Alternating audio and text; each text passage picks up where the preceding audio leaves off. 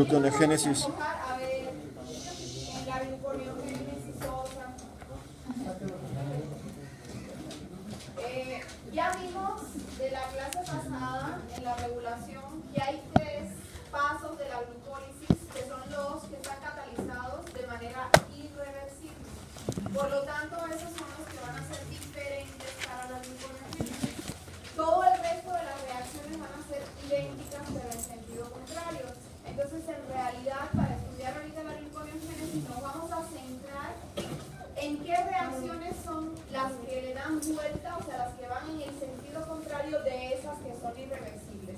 Y las otras no las vamos a mencionar porque, insisto, son las mismas, solo que en el sentido contrario. ¿Es un marcador?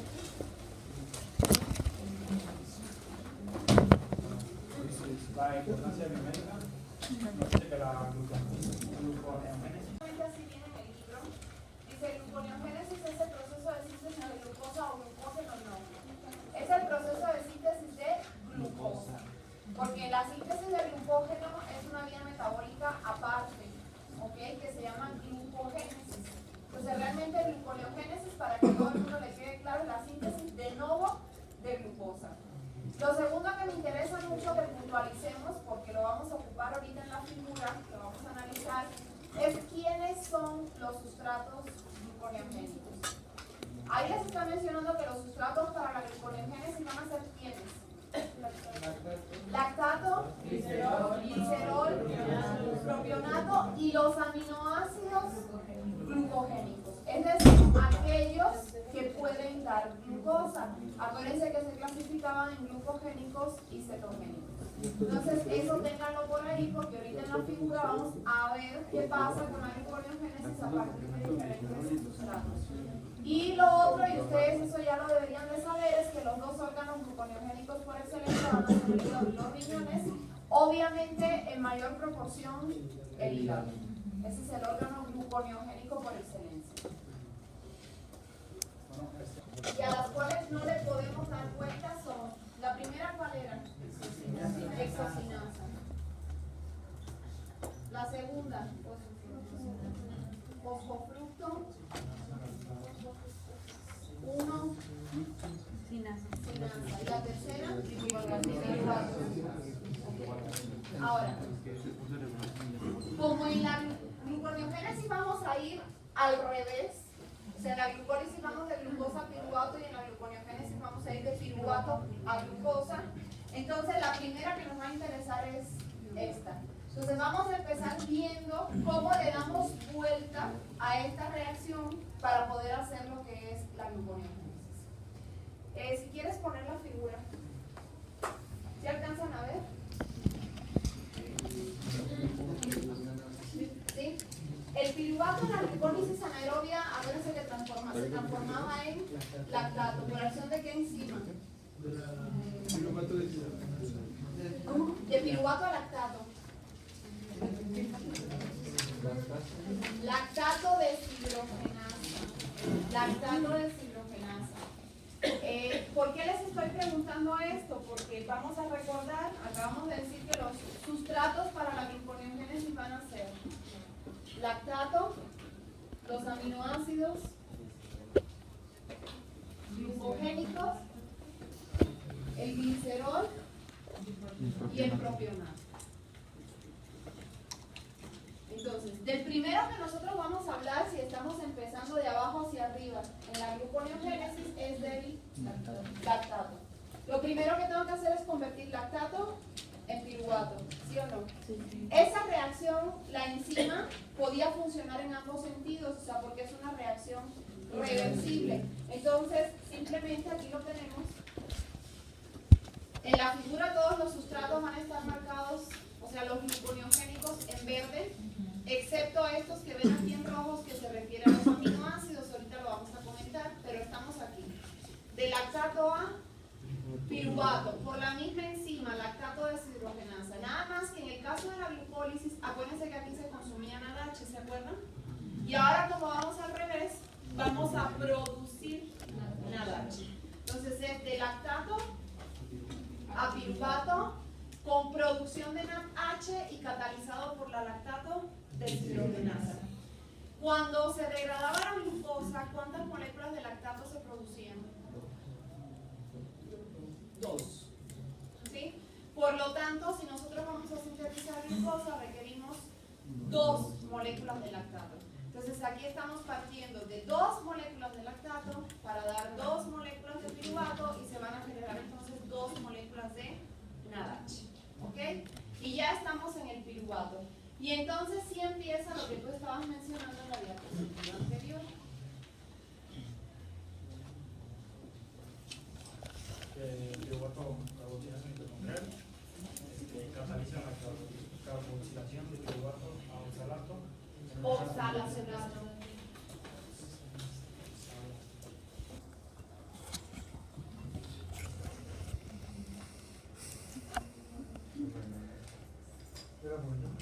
Era por aquí, no sé.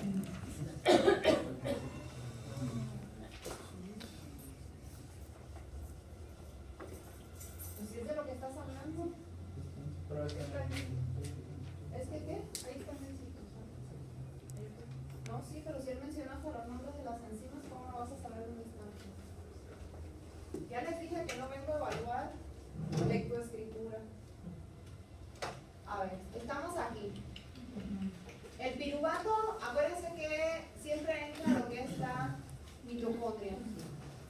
En este caso entra la mitocondria y en la mitocondria lo primero que va a ocurrir es que va a ser transformado en oxalacetato.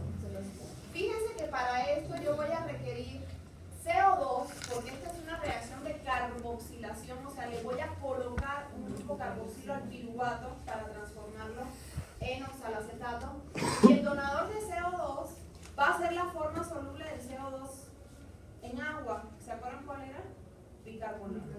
La forma soluble del CO2 es el bicarbonato. Entonces, aquí donde tenemos CO2, en realidad por eso les mencionan una molécula de bicarbonato, porque el CO2 en agua está con forma de bicarbonato. Y además, ¿qué otra cosa voy a necesitar? ATP. ¿Ok? Y esta reacción es catalizada por una enzima que se llama piruvato carboxilasa. Vamos a ir poniendo esto acá. O sea, esta es la primera que nos interesa. Fíjense, la piruvato sinasa iba de fosfonol piruvato a piruvato. Entonces yo ahora quiero ir al revés, de piruvato a fosfonol piruvato. El problema es que no hay una sola enzima que me lleve a cabo esta reacción al revés. Entonces, este paso se va a transformar en 2 reacciones. La primera va a ser de piruvato a oxalacetato. Acuérdense que esto es 2 piruvatos se transforman en 2 oxalacetatos. Voy a requerir 2 moléculas de CO2 y además voy a consumir aquí entonces 2 moléculas de ATP. ¿Ok? Bueno, ese oxalacetato, aquí lo tienen, es parte del ciclo. Por eso al principio en el libro, que ellos no lo mencionaron, les dicen que la gluconeogénesis involucra también al ciclo de Krebs. ¿Por qué? Porque el oxalacetato se mete al ciclo, pero aquí va a funcionar la última reacción del ciclo, pero en sentido contrario. El oxalacetato se va a transformar en malato, y ese malato va a salir de la mitocondria al citosol. Fíjese, esta reacción en realidad no se considera parte del transformar el piruvato en fosfonol piruvato. Esta reacción se hace porque resulta que la membrana interna de la mitocondria no tiene un transportador que mueva directamente oxalacetato. Entonces lo que vamos a hacer es transformar el malato lo sacamos al citosol y en el citosol se vuelve a transformar en oxalacetato por la misma enzima, porque esa enzima está presente tanto en la mitocondria como en el citosol. Entonces, por acción aquí de la malato deshidrogenasa, otra vez el malato se transforma en oxalacetato. Y aquí entonces, si llego a lo que necesito, este oxalacetato ahora sí lo voy a transformar en ¿qué? Fosfonol piruvato, que es lo que yo quería obtener por acción de una enzima que se llama fosfonol piruvato carboxisinasa. ¿Y esa enzima qué les están diciendo que consumen? No, GTP. GTP. Entonces, aquí voy a 2 moléculas de fosfonol, piruvato, ¿ok? Con consumo de 2 moléculas de GTP. Y la enzima se llama piruvato carboxisinasa. Y esta primera es la piruvato carboxilasa. Entonces, fíjense que ahora sí le dimos vuelta a la reacción. Aquí vamos de fosfonol piruvato a piruvato y aquí ya llegamos de piruvato a fosfonol piruvato. Aquí hay algo que les quiero comentar además. Voy a borrar acá. Doctora, Sí. yo no entendí eso. ¿Qué? Eso, yo no entendí cómo llegó. ¿Cómo llegué? No entendí lo que explicó.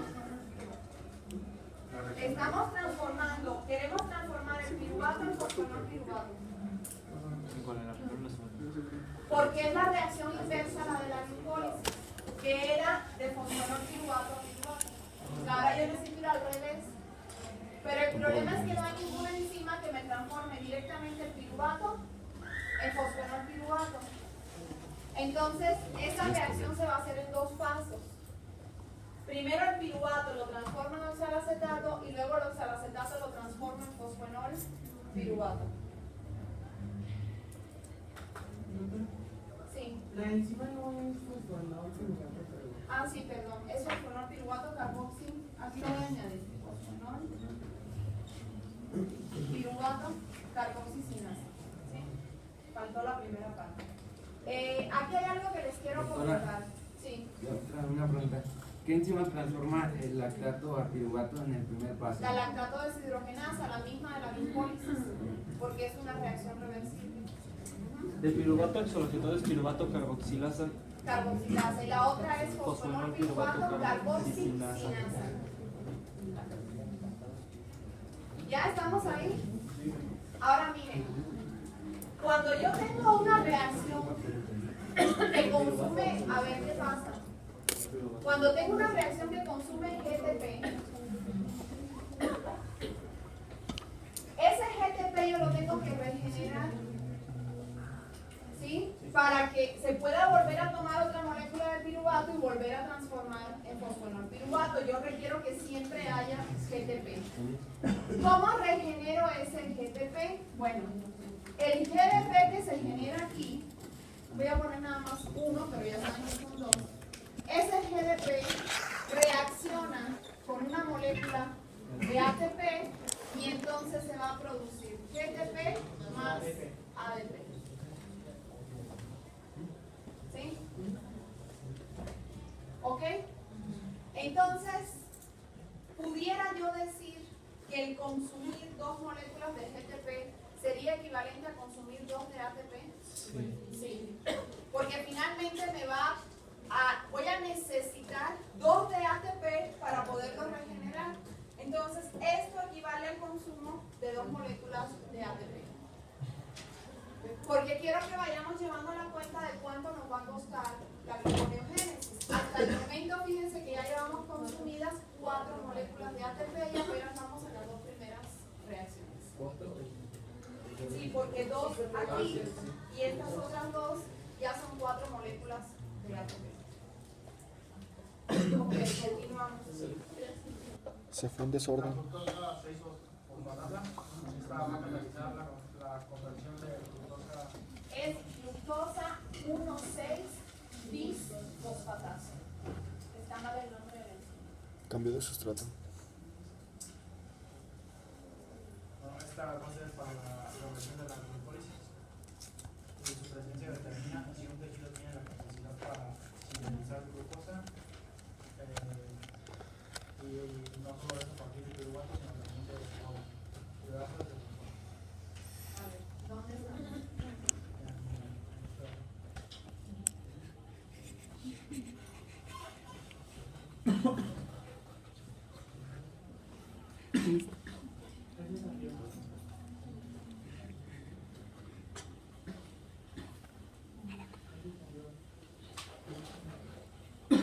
La segunda bolita. La segunda. No.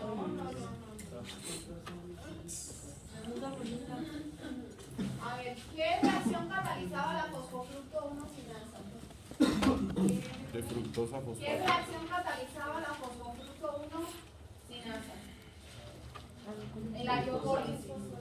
De fructosa 6 fosfato 6 fosfato a fructosa a 1,6 fructosa bisfosfato. 1,6 bisfosfato. ¿Sí o no? Entonces, ahora si yo estoy en la gluconeogénesis, necesito ir al revés. De fructosa 1,6 bifosfato a fructosa 6 fosfato. Entonces, después del fosfoenol piruvato, aquí vienen toda una serie de reacciones que son reversibles. Por eso no las hemos mencionado. ¿Hasta dónde? Hasta que yo llego a la fructosa 1,6 bisfosfato. ¿Ok? Y esa tengo que transformarla en fructosa 6 fosfato. Y para eso voy a utilizar a la fructosa 1,6 bisfosfatasa. ¿Ok? Vamos a ubicarnos aquí. Estamos aquí.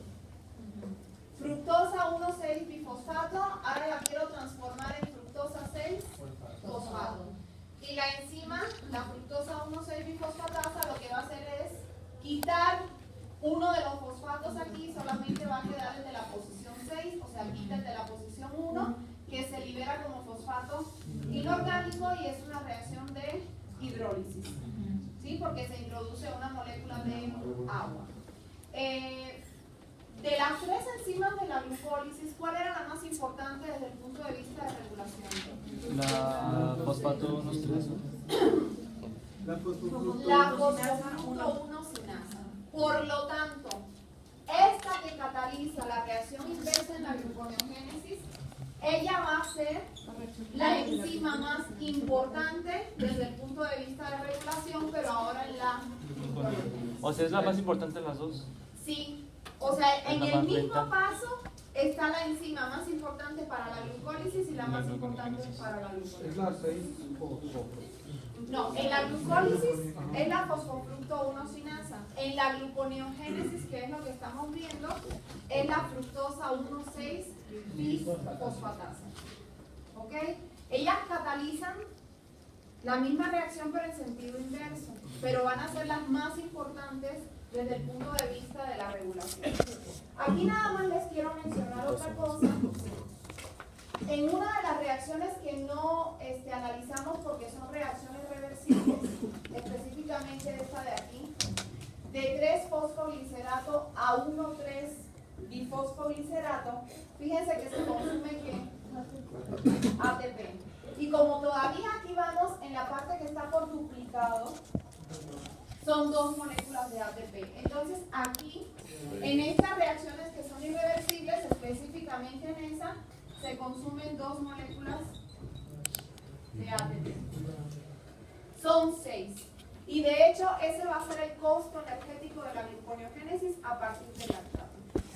Sintetizar una molécula de glucosa a partir del lactato le va a costar a la célula 6 moléculas de ATP. ¿Ok? 6 moléculas de ATP por cada glucosa.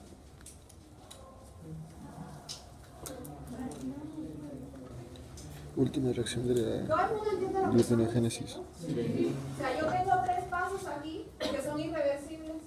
Y lo que estoy viendo es cómo a esto les doy vuelta en la gluconeogénesis. Entonces ya vimos este. Ya vimos este, el de la fosfofructo 1 sinasa. Me falta aquí el de la exosinasa. Entonces me falta este.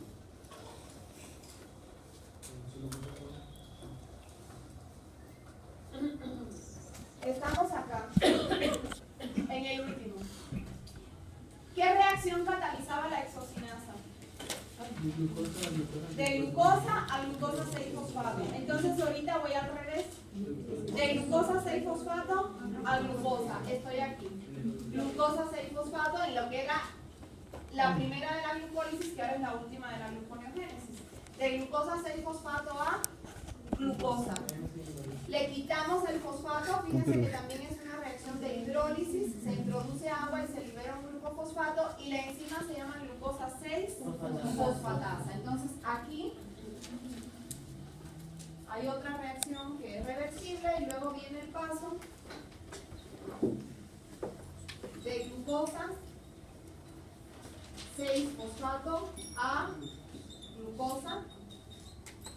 por acción de la glucosa 6 fosfatasa.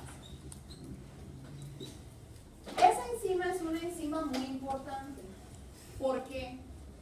Porque finalmente el propósito de la gluconeogénesis es que el hígado y los riñones produzcan glucosa y la manden a la sangre, ¿sí o no?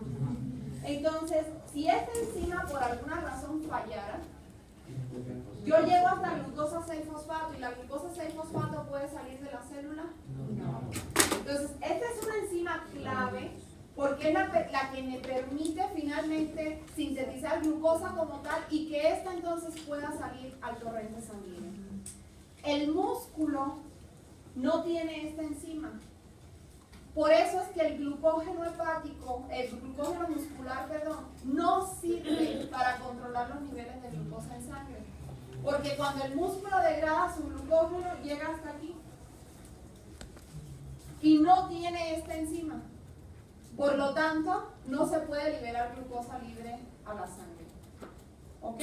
Entonces, esta enzima es muy importante porque es la que me permite finalmente llegar a la glucosa como tal y que la podamos mandar al torrente sanguíneo. Doctora, Sí. ¿y esta glucosa 6-fosfato en el músculo se utiliza? Sí, para su propia glucólisis. Acuérdate que el glucógeno muscular, el propósito es proporcional en el Para él. Se lo degradas, lo transforma en esto y se mete a la glucólisis. Entonces, por eso se lo queda. Por eso se lo queda, porque él no tiene esa enzima. Entonces, esa glucosa 6-fosfato nunca puede salir de la célula muscular. Se queda ahí para su propio uso, no sirve para mandar glucosa a la sangre. Okay. De hecho, esta enzima, aquí no se lo menciona en el libro, pero ella se encuentra ubicada en el retículo endoplásmico, no está en el citosol. Y hay de hecho un transportador también, que es el que mete la glucosa 6-fosfato al retículo para que la enzima la transforme en glucosa. Si falla la enzima o falla el transportador, ¿sí? Eso lo van a ver en el seminario, puede haber enfermedades, porque no logro liberar la glucosa libre como tal, y entonces finalmente la gluconeogénesis falla. Y falla también la degradación del glucógeno si estoy hablando del hígado. Doctora, Sí. eran 6 moléculas de ATP las que se necesitan 6 para moléculas de ATP a partir del lactato. el lactato. Porque ahorita les voy a hacer un comentario a partir de otros sustratos. Son 2 de piruvato a oxaloacetato y Todo luego esto otras son 2. No, se me olvidó ponerle el 2 a estas, pero aquí también son todavía 2. Ahí No, va. aquí ya es una, porque aquí ya se unieron hasta 2, aquí ya es una. Hasta ahí cuántas Hasta van? aquí son 2. Hasta ahí han sido 2 nada más. Sí. Es que aquí, para que te ubiques aquí, ¿no? Mira. Todo va a ser 2 hasta aquí. ¿Hasta dónde es que no lo Hasta donde dice gliceraldehído 3-fosfato, porque ese es el paso donde 2 gliceraldehídos 3-fosfatos se unen y me darían la fructosa 1,6-bifosfato. Acuérdate que en la glucólisis 1 de 6 se rompía para dar 2 de 3. Aquí 2 de 3 se van a unir para dar 1 de 6. Entonces todo va por duplicado hasta aquí. ¿Ok? Y aquí 2 de estas se unen y ahora sí me dan nada más una de estas y estas últimas reacciones sí son ya nada más una. Pero entonces todas las que consumen ATP era de la parte donde íbamos por duplicado. ¿Ok? ¿Sí entendieron eso? No, es que no. En la glucólisis, tú la fructosa 1,6-bifosfato la rompías y obtenías 2 gliceraldehídos 3-fosfato. Aquí entonces tú 2 gliceraldehídos 3-fosfato los vas a unir. Entonces ellos dos, cada uno tiene 3 carbonos. ¿Sí? 3 carbonos que te da cada uno, te da una molécula de 6 que es la fructosa 1,6-bifosfato. Regrésate, ahorita vamos a ver lo del propionato. ¿Hasta ahí alguien tiene alguna pregunta? No. Miren, vamos a ver esto de aquí del propionato. ¿Sí? Eso es para solo para los animales rumiantes, ¿no? Ajá. En el libro dice que solo para los rumiantes, pero también puede pasar en nosotros. Lo que pasa es que pasa con una frecuencia baja, les voy a decir por qué. La mayoría de los ácidos grasos, ¿puedo borrar aquí? Sí. La mayoría de los ácidos grasos que nosotros ingerimos en la dieta y que por lo tanto son los que tenemos en nuestras células son ácidos grasos de cadena par. ¿Qué quiere decir? Que tienen 16, 18, 20 átomos de carbono. ¿Ok? Eso es lo que normalmente nosotros ingerimos. Ahora, hay algunos vegetales, que ahorita no recuerdo específicamente cuál, pero que tienen ácidos grasos de cadena impar. Es decir, que a lo mejor en vez de tener 16, tienen 15. Entonces, si yo me como eso, ¿qué va a pasar? Bueno, vamos a ver primero qué pasa con el de 16. El proceso de degradación de los ácidos grasos se llama beta-oxidación. Y lo que me da es acetilcoenzima A. La acetilcoenzima A tiene 2 átomos de carbono. Por lo tanto, si yo un ácido graso que tiene 16, lo degrado hasta acetilcoenzima A, ¿cuántas moléculas voy a obtener? 8. Porque 8 de acetilcoenzima A por los 2 carbonos que tiene cada una de ellas me da 16. ¿Sí? Pero si resulta que yo me comí algún vegetal que tiene un ácido graso de 15, ¿qué va a pasar? Que voy a obtener 6 moléculas de acetilcoenzima A, que por 2 serían 12. Y me va a quedar una molécula de 3 átomos de carbono que se llama propionato. O sea, el propionato en nosotros puede ser el producto de la degradación de un ácido graso de cadena impar, que no es lo más frecuente, pero sí puede ocurrir. En los rumiantes, por su tipo de alimentación, casi siempre lo que ingieren es esto. ¿Sí? Entonces, ¿eso les quedó claro? Ahora, ¿cómo el propionato yo lo meto a la gluconeogénesis? Bueno, aquí está.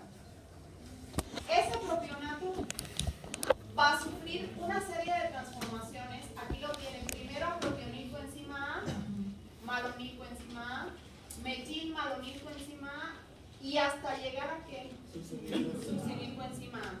Fíjense que este paso es muy dependiente de vitaminas, biotina, vitamina B12. ¿La succinilcoenzima A les suena conocida?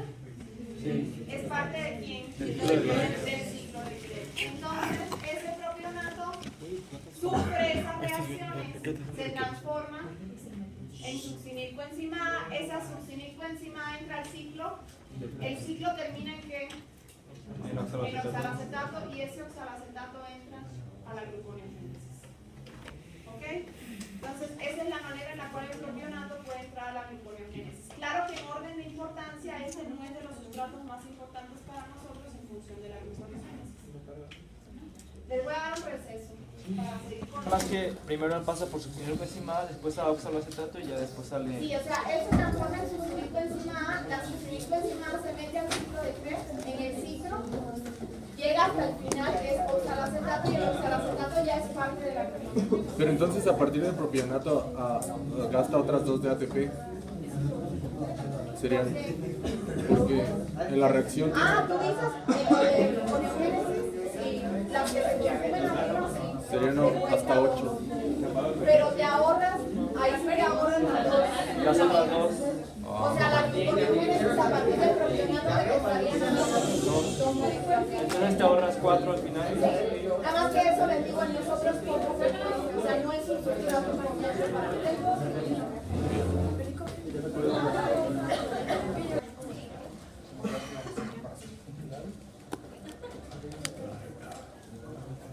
Nos faltan otros 2 sustratos gluconeogénicos, el glicerol y los aminoácidos.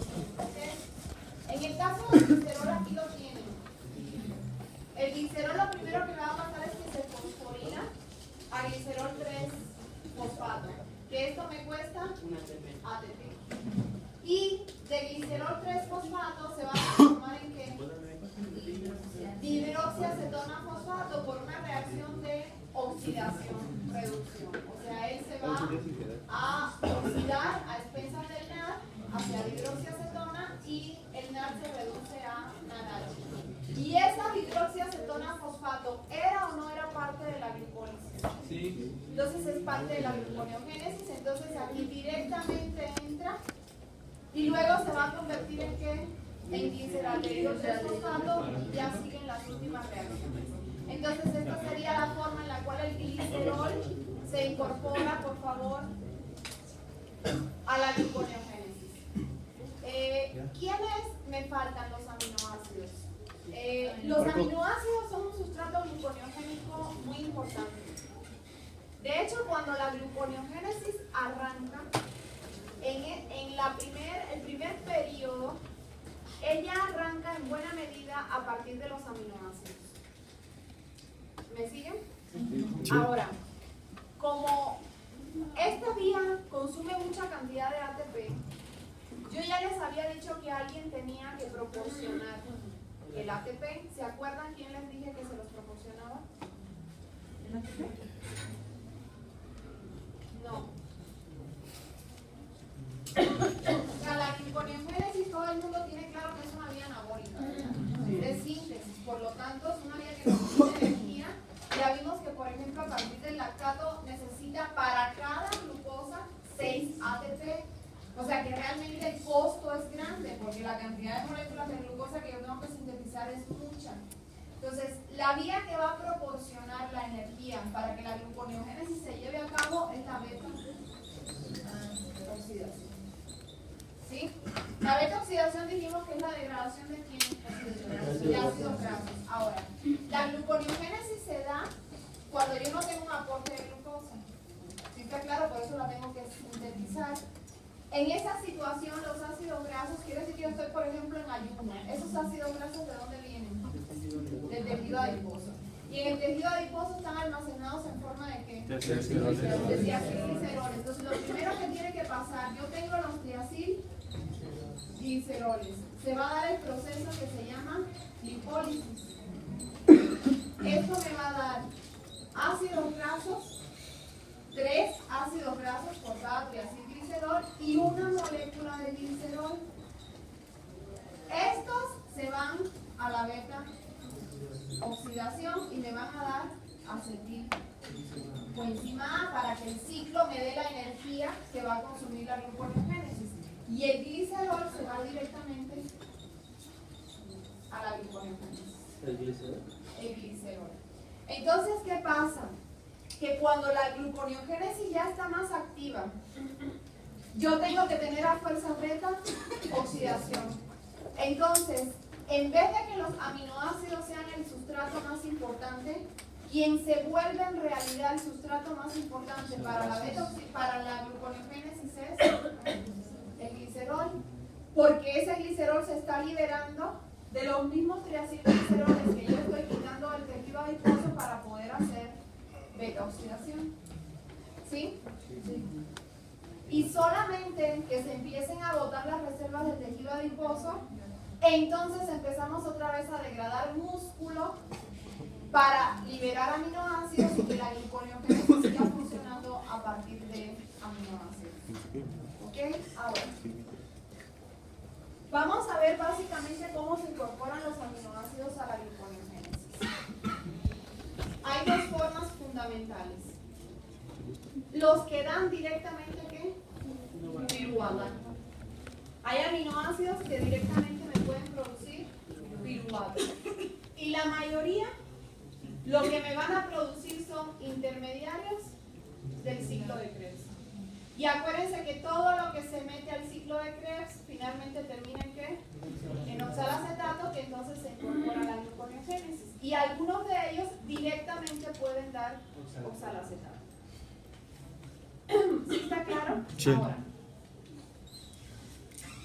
¿cuál era la estructura general de los aminoácidos?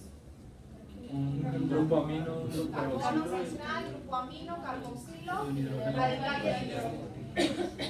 ¿El grupo amino podrá entrar a la gluconeogénesis? No. No, porque la glucosa no tiene nitrógeno en su estructura. O sea, a mí el nitrógeno no me sirve para yo sintetizar glucosa. Lo tengo que eliminar. Acuérdense que esto ya lo habíamos Ácido úrico. explicado. No, ácido úrico no. ¿Cuál es nuestra forma de expresión de nitrógeno? Urea. Urea. ¿Y dónde se sintetiza la urea? En el hígado, ¿a través de qué? Del ciclo de la urea, así se llama. Entonces, cuando nosotros hacemos gluconeogénesis a partir de aminoácidos, a fuerzas hay que activar el ciclo de la urea. Porque cada vez que yo quiero meter un aminoácido a la gluconeogénesis, primero le tengo que quitar el nitrógeno. Y ese nitrógeno lo tengo que mandar al ciclo de la urea. Y el ciclo de la urea, cada vuelta del ciclo me cuesta 4 moléculas de ATP. Entonces, la gluconeogénesis a partir de aminoácidos, en vez de costar 6 ATPs como era del lactato, me cuesta 10. Los 6 de la gluconeogénesis más los 4 que tengo que invertir en eliminar el nitrógeno a través del ciclo de la urea. Entonces, la gluconeogénesis a partir de lo que son los aminoácidos es más costosa que a partir del resto de los sustratos gluconeogénicos. ¿Ok? Bueno, por eso entonces terminamos, ya vimos todos los sustratos. Vamos a la parte de regulación. ¿Doctora? Sí. Y a partir del glicerol, ¿cuántos ATP se gastan? A partir del glicerol ocupas el que te cuesta fosforilarlo. Ajá. Y básicamente nada más porque ya entra dihidroxiacetano fosfato, se transforma en gliceraldehído, ya ahí no tienes costo.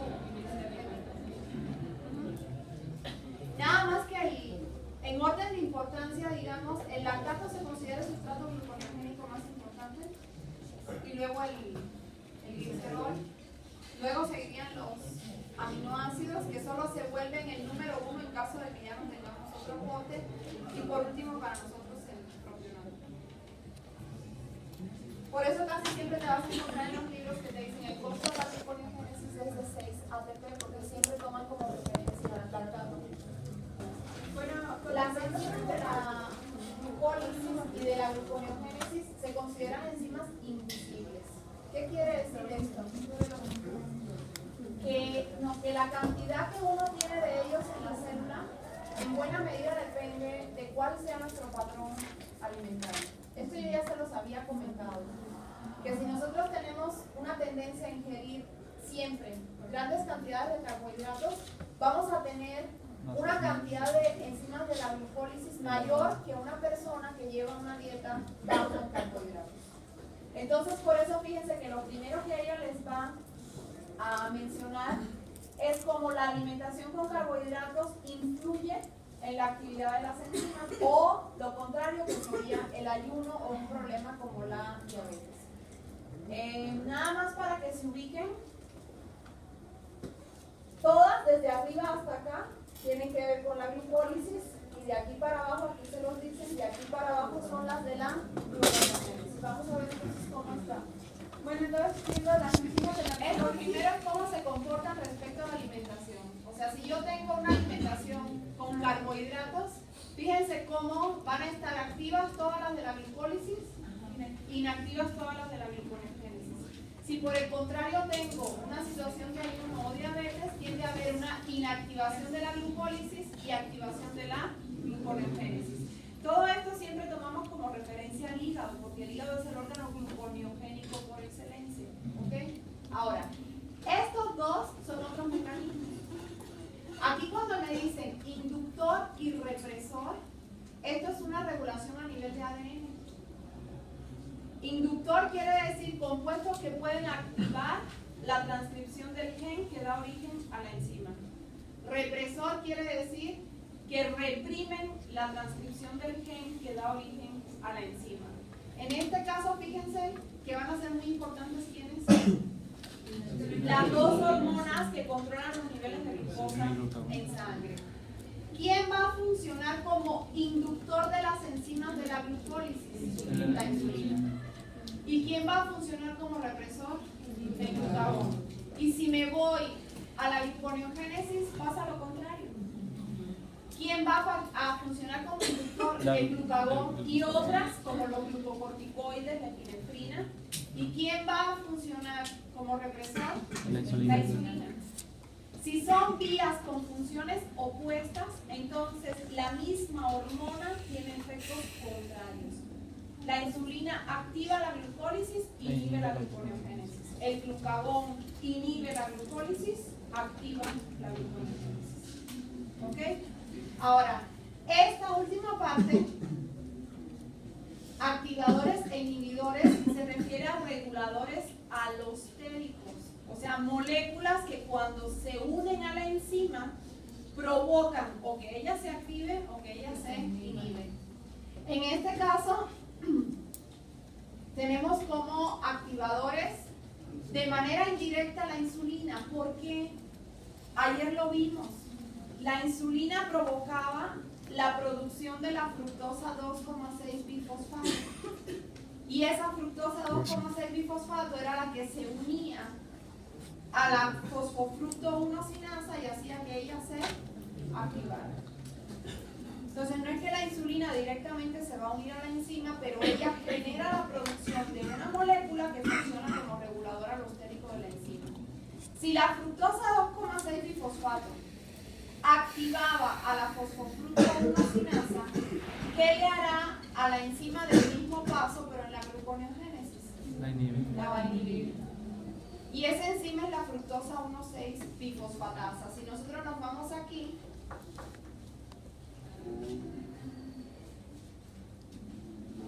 la glucosa 6, falta la fructosa 1,6 bifosfatasa, pero esa va a estar en ese caso reprimida, o sea, inhibida por la fructosa 2,6 bifosfato. ¿Qué otros reguladores alostéricos tenemos aquí? AMP, que tenía que ver con los niveles energéticos, ayer lo vimos, ¿sí se acuerdan? Fructosa 6-fosfato, tenía que ver con la piruvato sinasa, o sea, son los que analizamos ayer en clase, ¿sí se acuerdan o no? Y como inhibidores tenemos obviamente la hormona contraria, el glucagón, estos que ya los analizamos, el citrato, el ATP, ¿sí se acuerdan? Sí. Ok. Y en el caso de la regulación de la gluconeogénesis, nos van adelantando algunas cosas, va a ser sensible también a hormonas, ahorita lo vamos a ver, y a los niveles energéticos de la célula. Se unía a la membrana, provocaba que la adenilatociclasa sintetizara AMP cíclico. El AMP cíclico activaba la proteína sinasa A y la proteína sinasa A, ¿se acuerdan? Fosforilaba en ese caso a la enzima bifuncional y de ahí teníamos entonces el mecanismo regulador. Era fosforilación. Eso ya lo vimos en la regulación de la clase de ayer. Y bueno, aquí vamos a ver el tercero, que es la modificación alostérica, es instantánea, y mencionaba que era el piruvato. Primero, bueno, en la gluconeogénesis el piruvato carboxilasa se iba a dar por la síntesis del piruvato hacia aquí vemos el piruvato, hacia el solacetato, y que por lo medio el activador alostérico aquí sería la acetilcoenzima A, que iba también a bueno, en sí su activador sería lo que mencionaba. Un ejemplo, o también mencionaba el... A ver, miren, regresa. De las enzimas que nosotros acabamos de ver, o sea, la última de la glucólisis era la piruvato sinasa. Y cuando empezamos a dar vuelta, aquí lo tenemos, de la primera que hablamos es de la piruvato carboxilasa. Entonces, esta enzima va a estar sometida a mecanismos de regulación. Aquí lo tienen. Su regulador alostérico fundamental va a ser la acetilcoenzima A. Fíjense. La acetilcoenzima A era un inhibidor de la piruvato deshidrogenasa. ¿Se acuerdan lo que hacía esta enzima? Ahí lo tienen. Transformaba el piruvato en acetilcoenzima A. La acetilcoenzima A inhibe a la piruvato deshidrogenasa, pero a la vez activa a la piruvato carboxilasa. Fíjense la lógica de esto. Ella inhibe a la piruvato deshidrogenasa, por lo tanto está preservando al piruvato. Y al activar simultáneamente a esta, lo que está favoreciendo es que el piruvato que no se fue por aquí se vaya a usar la acetato. Es decir, entre a la gluconeogénesis. O sea, hace los dos efectos. Inhibe a la piruvato deshidrogenasa, eso impide que el piruvato se vaya a acetilcoenzima A y a la vez activa a la otra enzima que lo puede metabolizar, que es la que lo transforma en oxalacetato. ¿Ok? ¿Y por qué va a haber mucha acetilcoenzima A? Porque acuérdense que para que haya gluconeogénesis tiene que haber beta oxidación. Entonces, esas circunstancias yo siempre voy a tener mucha acetilcoenzima A y ella va a tener FP. Y otro ejemplo era la fosfofructosinasa, que aquí la podemos ver. Y como ya hemos mencionado, que ocupaba un lugar en la glucólisis y va a ser inhibida por el citrato y el AMP cíclico, y iba a ser activada por el AMP, y también era, no sé, por La fructosa 1,6. 2,6. Y mencionaba también el piruvato-sinasa, que como, bueno, en sí lo que les estoy explicando en resumen es aquí en esta tabla. La piruvato-sinasa también un inductor, y va a ser el 5 AMP. 5 AMP. Esto es lo que vimos en la clase pasada. Y ahí, bueno, ahí menciona los 3 mecanismos. Y ya, no sé qué más va. Yo tengo una duda. A ver, Pero la que activaba la que convertía el piruvato en oxaloaceto, ¿cómo se llamaba la enzima? Piruvato carboxilasa. Entonces, la piruvato carboxilasa, lo que hemos visto ahorita de regulación de la gluconeogénesis es que la piruvato carboxilasa, ella va a estar activada por la acetilcoenzima. Eso es lo que hemos visto hasta el momento de regulación de la gluconeogénesis, porque lo demás que ella les ha mencionado es lo que vimos ayer de regulación de la glucólisis. Lo que pasa es que todo está mezclado porque son dos vías que son contrarias, entonces van a tener cosas comunes en cuanto a la regulación.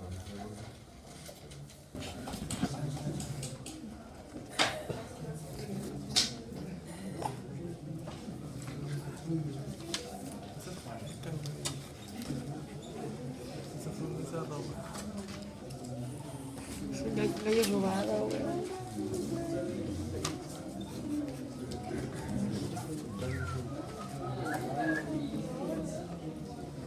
Una foto,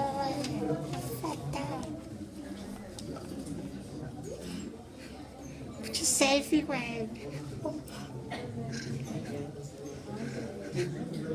A ver, para que entendamos la lógica de lo que vamos a mencionar ahorita. Esta es la clave de regulación en glucólisis y gluconeogénesis.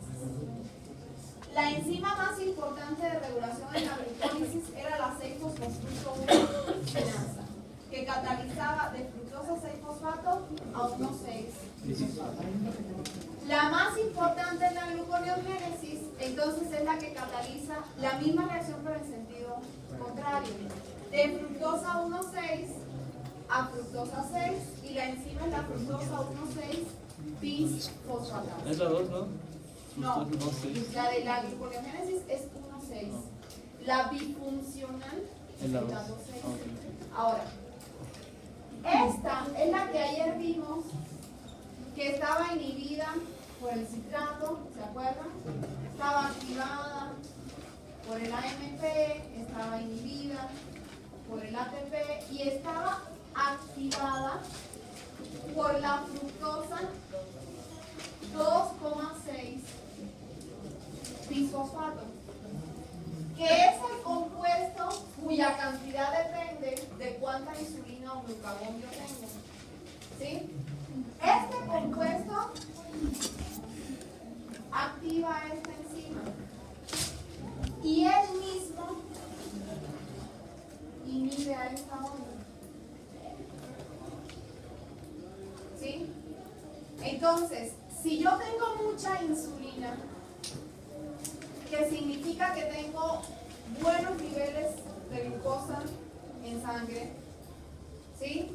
La síntesis de este compuesto va a aumentar y al él estar aumentado va a estimular a la glucólisis y va a inhibir a la gluconeogénesis. ¿Cómo se llama el compuesto? Fructosa 2,6 bisfosfato. Ahorita vamos a recordar la figura, pero lo que quiero que entiendan es, por eso hablábamos de una regulación recíproca. O sea, estoy hablando de la presencia de una hormona que es la que predomina. Esa hace que este compuesto esté o no esté, y este compuesto siempre va a tener efectos contrarios sobre la glucólisis y sobre la gluconeogénesis.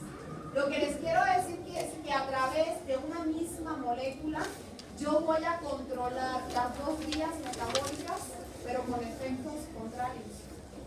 De manera tal entonces que ellas dos nunca van a estar funcionando de manera simultánea. ¿Sí o no? Sí. Es que si les ven las caras, voltearlo.